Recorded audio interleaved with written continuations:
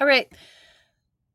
Hi. The purpose of this is literally just to watch and listen again, get some review on this idea of population. This one's dealing with population ecology. So this is where population is really attached to our um, like the study that we did before on ecology and biomes, and so it gives you a context from that point of view because it doesn't just apply to humans; it definitely applies to populations in general. And so I want to move really quickly through this. Um, so this is what we talk about a lot in environmental science. We talk about case studies. So the hydrilla case study is a case study about a highly invasive freshwater aquatic plant that's been imported from Asia.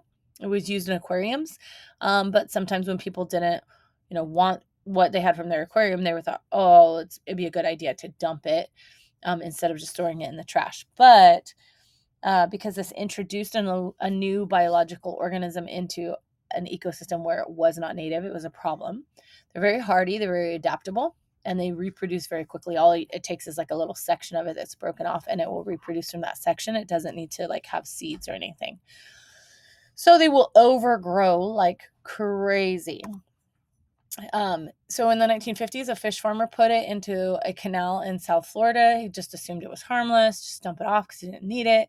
It quickly reproduced. It grew out of control. It is now classified as an invasive species. You can see over the years through the 50s, 60s, 70s, 80s, and into the 90s how that plant spread through waterways. Humans have caused this.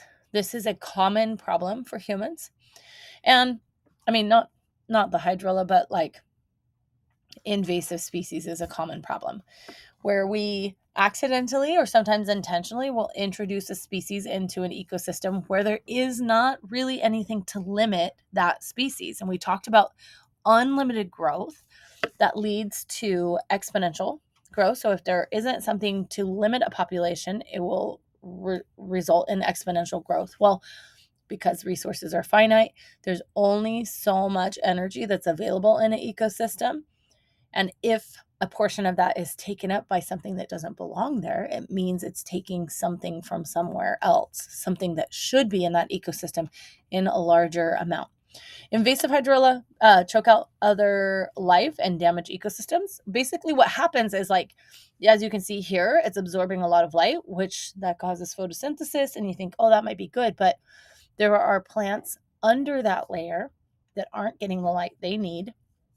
And basically, they cause shade to be in those areas where there's probably seagrass or something in the bottom of the waterway that's not getting what it needs.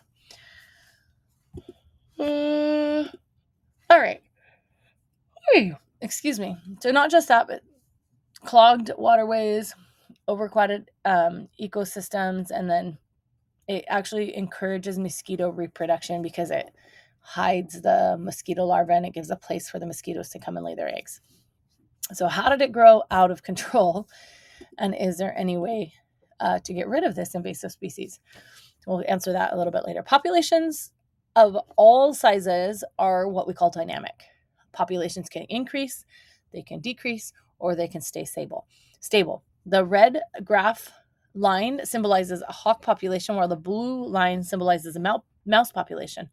So which population is increasing and which is decreasing, and why? I just want you to pause and kind of think about this for a second and take a look at that graph, and then we'll kind of come to that. You can come to that conclusion later, but we're going to look at what we look at with populations. Population ecologists study populations' characteristics. This can be their geographic range, so where they actually exist, density and distribution, so it may be like the number of organisms, and then also how they're distributed, where they live. Do they live in groups? Are they evenly distributed? What does their growth rate look like? And then also, what is their age structure? The geographic range, it would be the area that's inhabited by a population. And typically, we're going to look at what is the natural population, but if they are there altogether, right, like even if they're invasive, then that population has that particular geographic range. The geographic range of a mountain goat and the range of Atlantic cod obviously are very different. And so we can see that organisms have different needs, and their range is going to be determined by behavior, by their food choices, by their mating choices, by that R and K selected strategist in terms of like how quickly and how often they reproduce, whether they're small or large. That all plays into their geographic range. So hydrilla, you can see the natural range was in Asia, but in the invasive species, you can see places that have waterways and a lot of boating are where we see that invasive really setting up. I mean, it's in so many places that its range includes every continent now, except for Antarctica. So humans have carried more than just that, and we've got some interesting information about different things. So I'm going to put some links in. You're going to have to pause here and watch the video on invasive species, this TED Ed video, but it won't play. If I play it here, it sounds really weird. It just won't play it. So I'll go ahead and put that. You can pause and you can go click that link there in the Google Classroom. All right. So we talked about population density a little bit already. You can see this is a really cool graphic that shows like you have a sphere, right? And then the number of points represent density. And obviously this is very even. But the sphere that has the greatest density is the one at the bottom, and the one with the least density is the one at the top. So what sphere could represent the ducks in the example, which is that there's a population of ducks in a pond that is lower than the population of fish in the same pond. The fish, there's more of them, and the ducks has a lower population. So which would represent the ducks? And then which sphere could represent insects, which would be feeding the fish, and which sphere would represent the ducks. We talked about the energy pyramid, so I want you to really think about the amount of energy and which way that energy is going. And that has a lot to do with how populations are distributed and how dense they are, because it goes back to this concept of like what is eating the plants, and then what's eating that, and then what's eating that. So you kind of put it together. What you should come up with is that the insects would be first, and that then the fish would be eating the insects, and the ducks, well, would be eating the fish. I don't know if a duck eats a fish, but if the ducks in the pond, they have a lower population, it may be that they are eating the plants as well, and then maybe they're getting outcompeted for the plant with the insect, but it's just looking at that amount of energy that is available. Remember that energy is limited, it's finite. Only so much is going to be captured. Population distribution, we talked about this. The most common population distribution that we see is clumped. And these are kind of like distinctions, but you can get kind of combinations of these as well. But clumped, uniform, and random populations are described by how they are spaced across that range. Examples, or reasons for clumped is safety in numbers, mating and caring for young, and aggregated resources. So kind of pool your resources, right? Uniform is not as common.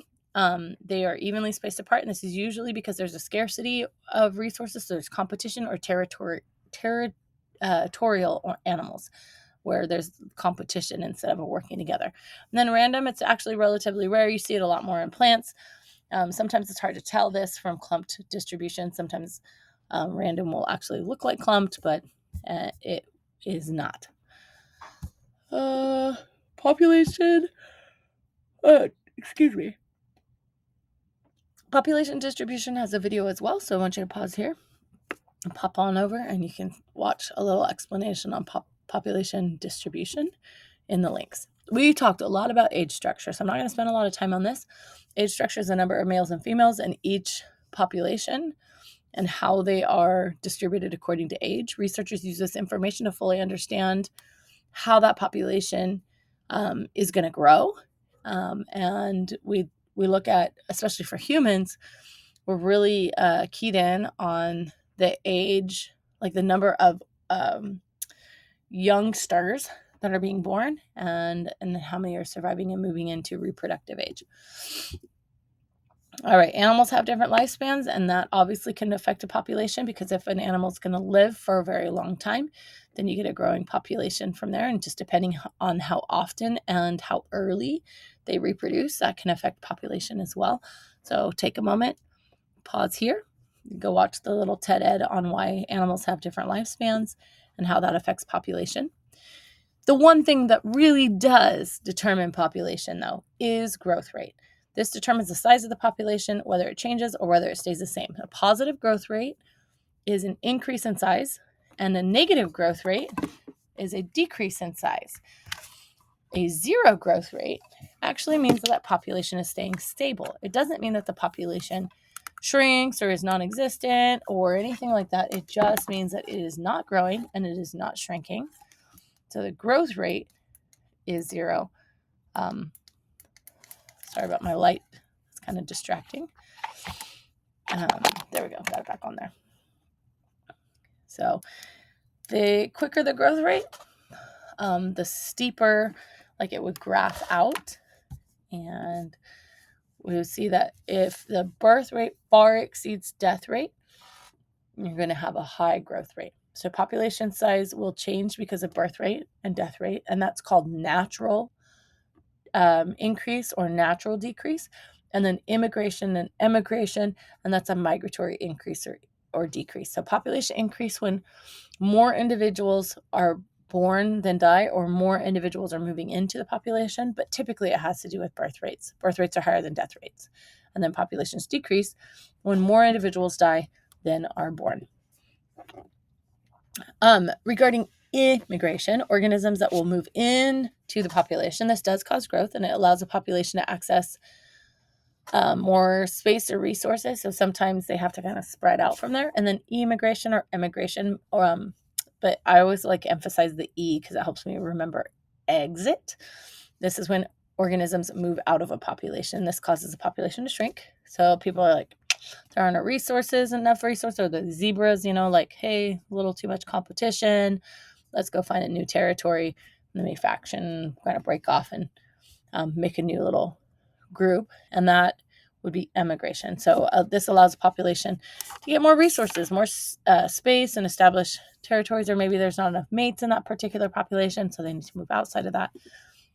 There's a lot of reasons why that happens. Migration is different from immigration and emigration. Like, we're talking about switching populations. So migration refers to a practice that organisms engage in which those animals move as part of their normal life cycle, their normal interaction with their ecosystem. And you can pause and you can watch this movie, or this video, but we're not really talking about migration on the test. And so it's not something you need to spend a lot of time on. Reproductive rates. The rate of exponential growth will vary among different organisms. So this really has to do with how often organisms are mating, when they start mating, like how early is their reproductive age, and then how many organisms are they actually producing when they reproduce. So there's kind of a lot that goes into that. So different organisms will reproduce at different rates, just depending on their biology, like I explained. And they'll also have different gestational periods. So how long, like especially mammals, right? Like there's gestation in eggs and things, but we always think of mammals. How long does that baby or that fetus have to grow before can be separated from the mother and live on its own? Rats will reach sexual maturity at 9 weeks, meaning that a population of rats can grow exponentially from 2 rats to 1,250 in 1 year, which is a lot. Population growth happens when you supply a population with food and space. And if you supply a population with food and space that is unlimited, the population will grow exponentially. If you protect it from predators and disease and remove its waste products, it will grow mega exponentially.